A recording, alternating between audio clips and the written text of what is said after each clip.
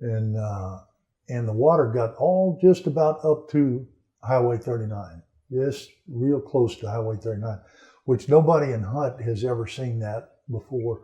They talk about an 87 flood and a 1932 flood and all these other floods that have happened, but the water has never got up to the highway. And it was within just a few feet of Highway 39 right there.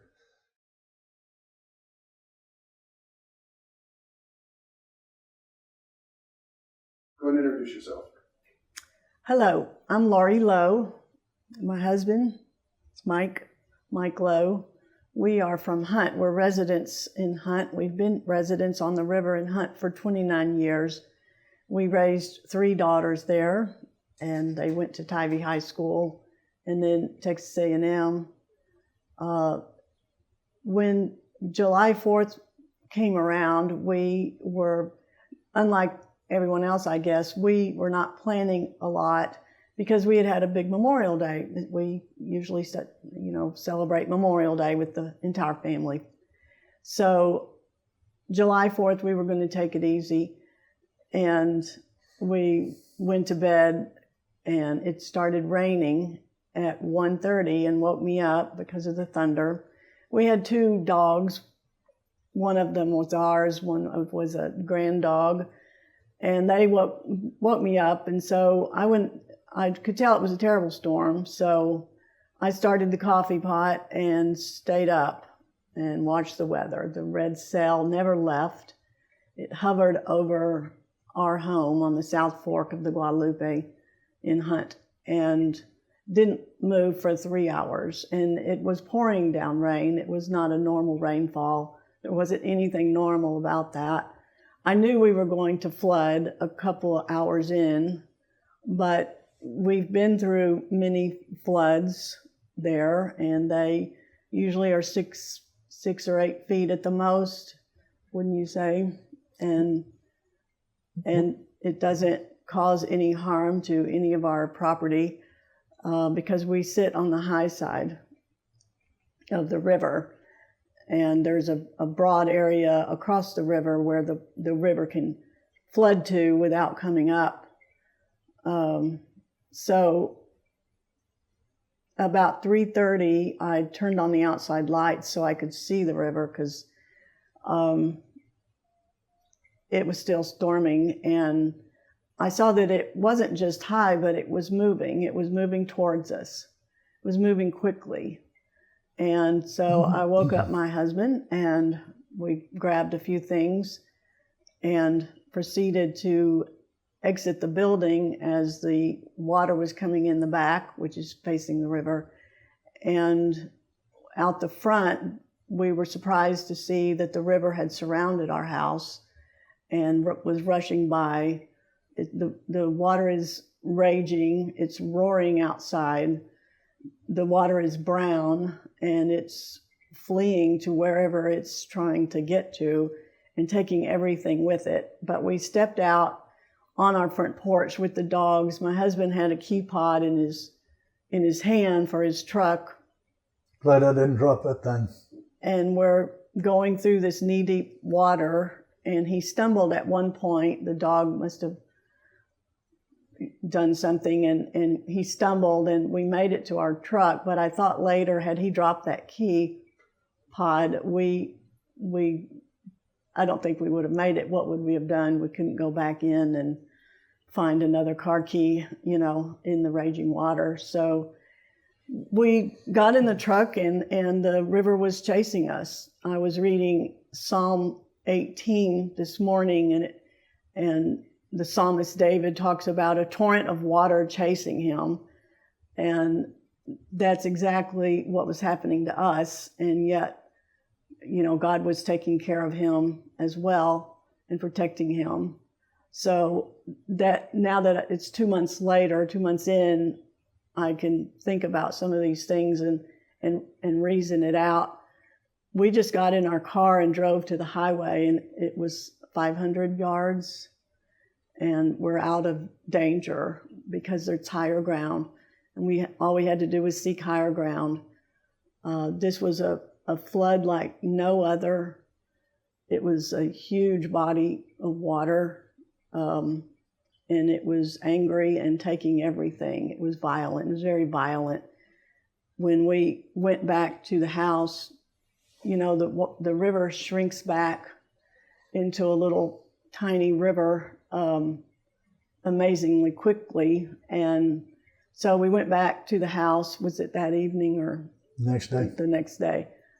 And we didn't want to go in because it looked like it was terrible. It was 3 foot of mud inside the building. everything was upside down and twisted around, and there were items missing and debris outside, lumber everywhere, not from our house, but from upriver, I'm sad to say. And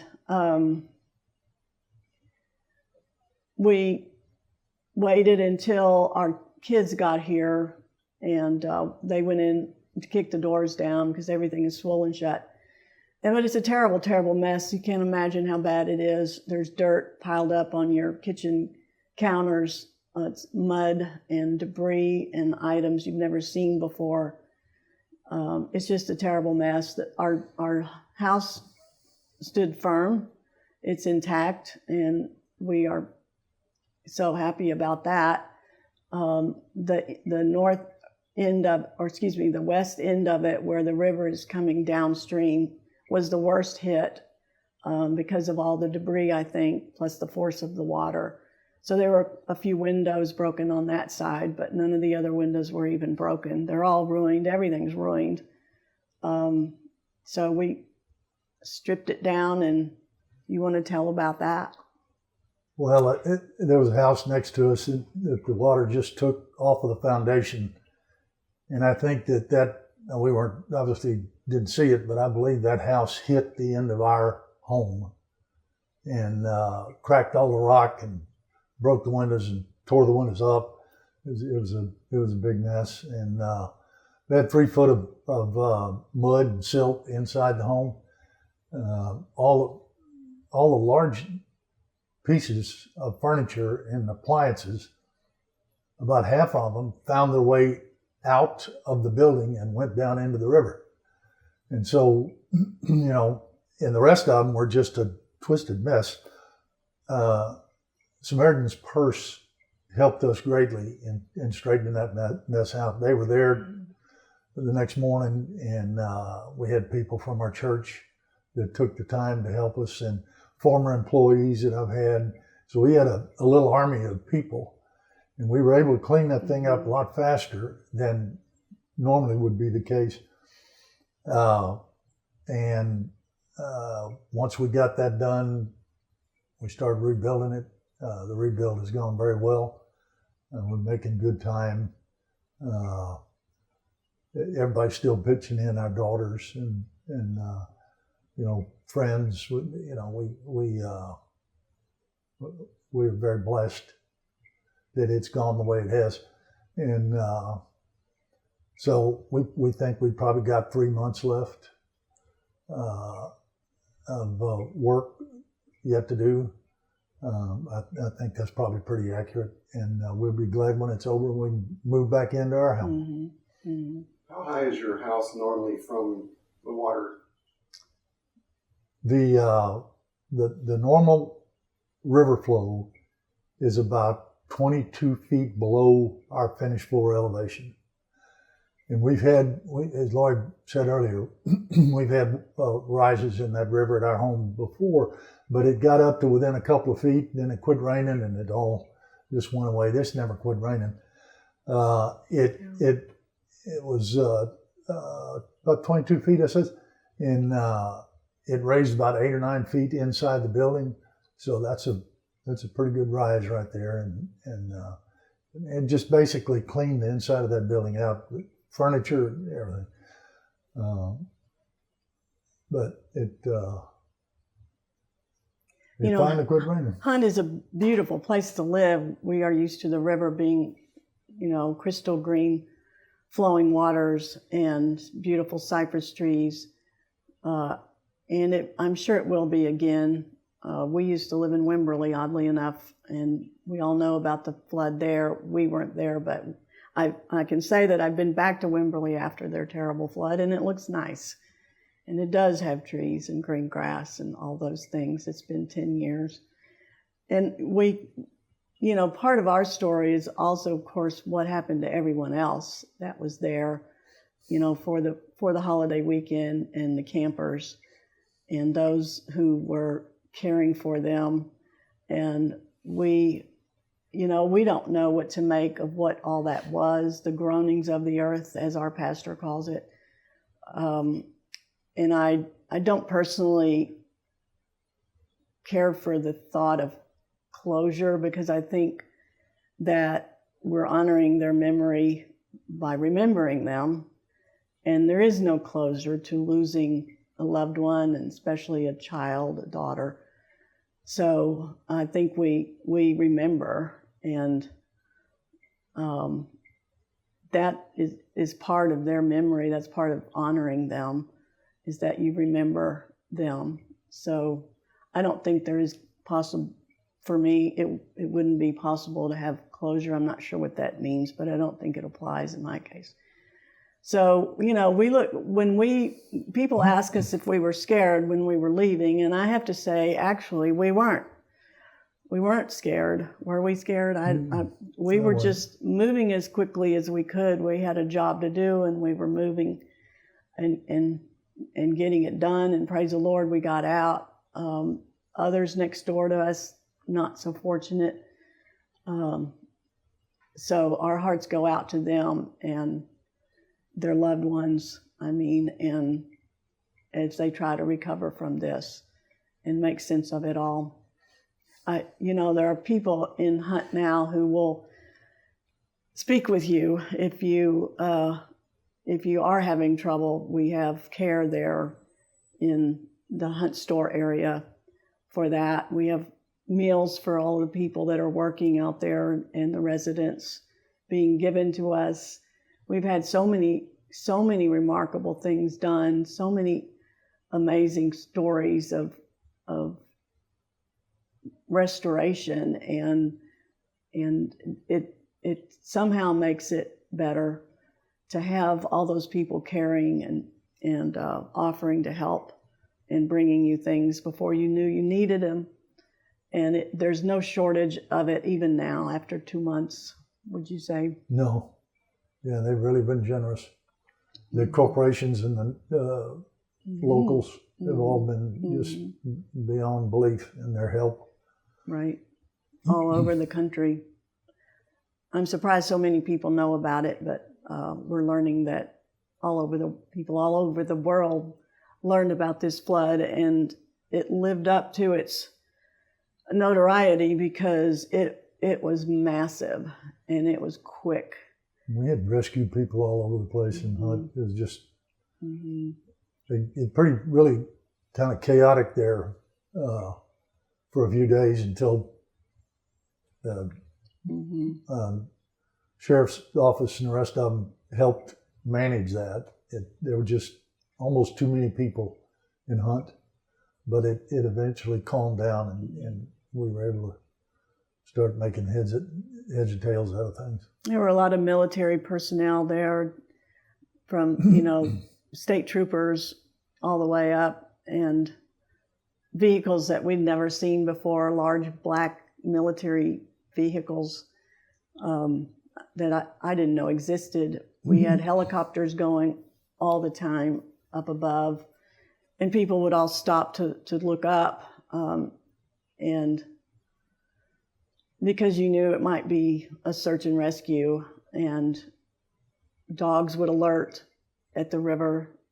The search dogs would alert, and you would know something had happened if all the state troopers would be running hot, as they say, coming down the driveway of a place near the river with 6 or 8 cars or more, and everyone would pause and wait till they were finished, because they had a solemn task to do. And we thank them for all that hard work. Yep. And people that searched in the mud and the muck. And the people that carried the mud and the muck in the wheelbarrows out of our house, one by one by one. We're very grateful. And it's very meaningful to have that care given to you. Mm-hmm. It's not something that you think you would ever get or deserve or need even. But it's unstoppable. We were pretty surprised at all the help that we got. It just came out of nowhere. Mm-hmm. We knew most of them, but it was a moving experience to see all of that, and so. And so, from the time y'all first saw the water coming up, how much time do you think you had before you were getting out of there? It was about 3:36 when I knew we had to go, and that included getting our, shoes on and grabbing the important things, which is, very few things. Had I known that this was going to be an epic flood, I would have started packing a lot earlier. But that's the problem. It came so fast. It was the problem for everybody. We had about I believe we left at 4:05. Walked out of our house at 4:05 as the water was chasing us. We ended up losing the use of, or the actual building. We lost 5 buildings. 5 buildings were directly affected by the flood on our 2-acre property. And so we have quite the job ahead of us, as do a lot of other people. Yeah, we got out the front door. We went and looked. Laurie said earlier, we went and looked at the water out across the river. In the living room, we could see the water. There's a light that we can turn on and see where it is. Mm-hmm. And we ran back in the bedroom, got some clothes, threw them in the bag, and we headed for the front door, grabbed the dogs. Each one of us had one of them. And when I opened the front door, that water was 3 feet deep, and it was flying down that sidewalk. And, we got out and headed for my pickup truck, and we got in the truck and went up to the highway up there to get a little higher ground. And I believe if we had hesitated, that when we were on that porch, that water would have got us, because it was rising real fast. I mean, you walk 50 feet from, and it's 2 feet in the house, 2 feet below the floor elevation. You walk 50 feet and you open the door and it's 3 feet above. You better get out of the way, and we were able to do that. And we got in the truck and stopped up there. The gate opener runs on a battery, so it opened, thank goodness. And the water got all just about up to Highway 39, just real close to Highway 39, which nobody in Hunt has ever seen that before. They talk about an 87 flood and a 1932 flood and all these other floods that have happened, but the water has never got up to the highway. And it was within just a few feet of Highway 39 right there. And we saw it rising, and we thought, we better get to a little higher ground. But we went up Japonica Hill and sat up there for several hours until the rain quit and things started to straighten out. And were y'all pretty much surrounded by water on the high spot, or? No, there was no water up there. No. It's a 200-foot climb up there, so there wasn't any water. But there was there at the road. And when we came out of our driveway, there's a couple that have a rent house right there in the area. And we came out, and they were in the middle of Highway 39. They had no shoes on, just desperate people. And so we got them, loaded them up, and took them down to the Methodist Church, which had become the kind of the center of activity there for people that needed help. and but that was a startling picture to see those people so desperate. There's a house next door to us on the next property, and it's an old home, but all the lights are out in that. I mean, you couldn't see anything. All the lights were out, and this guy had gotten extension ladder, and he leaned it up before the water started getting towards Highway 39. Leaned up against the house, climbed the house, got up on the ridge, and he had a little baby with him. And this guy is yelling, "Help! Help!" And I've never heard anybody. That was a yell of desperation right there. I mean, he felt like he was in real trouble, and you could hear that baby crying up there on top of that. And we took that one couple down to the church, and I don't know whatever happened to the guy. Well, there was a fireman that came along. We're talking 4 a.m., 4:30. But he appeared in his pickup, and he went to get something to help them, and they were saved. They got off the roof. We couldn't see what happened, but I think he talked about getting a chain. So he was our first responder that night, long before the helicopters arrived, and what can you say? They're the best.